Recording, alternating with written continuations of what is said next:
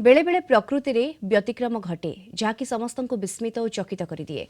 केही दैवी कृपा कहूबा बेले आउ केही प्रकृतिर विस्मय बोली अभिहित करिथांती। एमिति घटना देखिबाकु मिलिछि नयागढ़ जिला दसपल्ला ब्लॉक घुगुड़ीपड़ा पंचायतर मकर प्रसाद गाँव। आज आम आसी पहुँच जाइचु नयागढ़ जिला दसपल्ला ब्लॉक मकर प्रसाद गाँव में।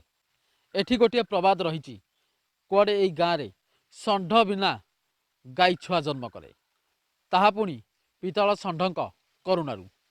तेबे चलंतु गाँ भीतर को जिबा आउ एहार सत्य सत्य विषय रे स्थानीय लोकों ठारू पचारि बुझिबा। ए हेउछि दसपल्ला ब्लॉक गुड़ीपड़ा ग्राम पंचायत मकर प्रसाद गाँ। एही गाँव रे प्रकृतिर व्यतिक्रम घटिथिबा गाँ लोक माने दाबी करंती। सेमानंको कहिबा कथा षंढ बा वृषभ और गोमातार संसर्ग परे गो वंश वृद्धि पाई थाए, किंतु मकर प्रसाद गाँव रे बिना वृषभ बा षंढर उपस्थिति रे गर्भवती होई थाए गोमाता। सुनंतु कौन कहउछंती स्थानीय बासिंदा। या प्रकृति सत कथा, किंतु बिना षंढरे गाई छुआ जन्म करछंती। एटा भी समस्त कहती शुणुचु, आम भी अंगे लिभेचु।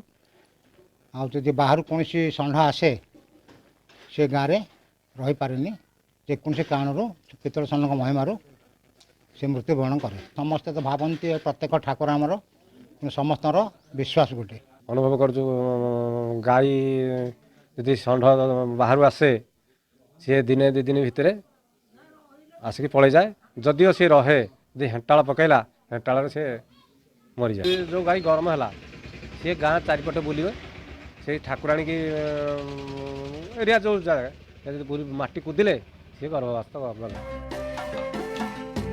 पूर्वरु एक पितल षंढ गाँ ठारू अनति दूर रे एक पर्वत उपरे पूजा पाउथिले बोली जनश्रुति रे रहिछि।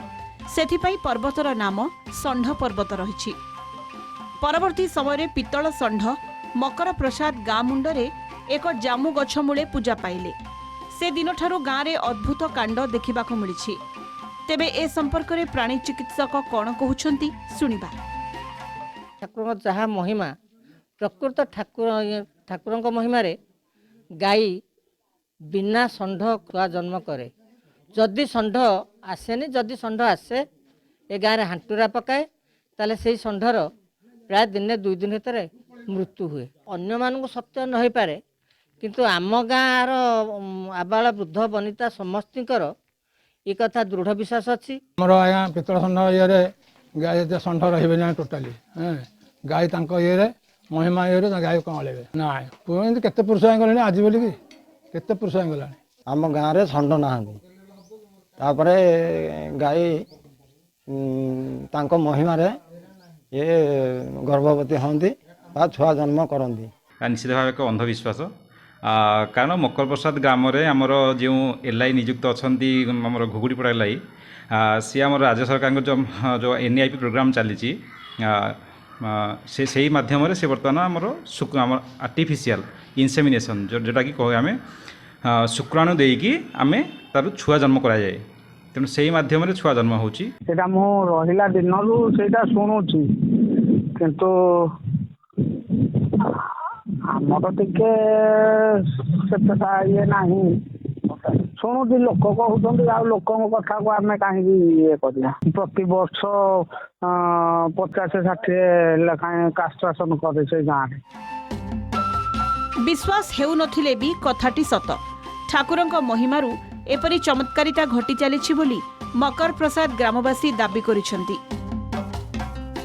एही अलौकिक पीठर उन्नति पाई ग्रामवासी अनुरोध करिसेंती। विज्ञान एते अग्रगति हेले मध्य आज भी लोकों मनरे रही अगाध विश्वास। एही विश्वास को नहीं बंचिचंती लोक माने। दसपल्लारू प्रियव्रत आचार्य रिपोर्ट, कलिंग टीवी।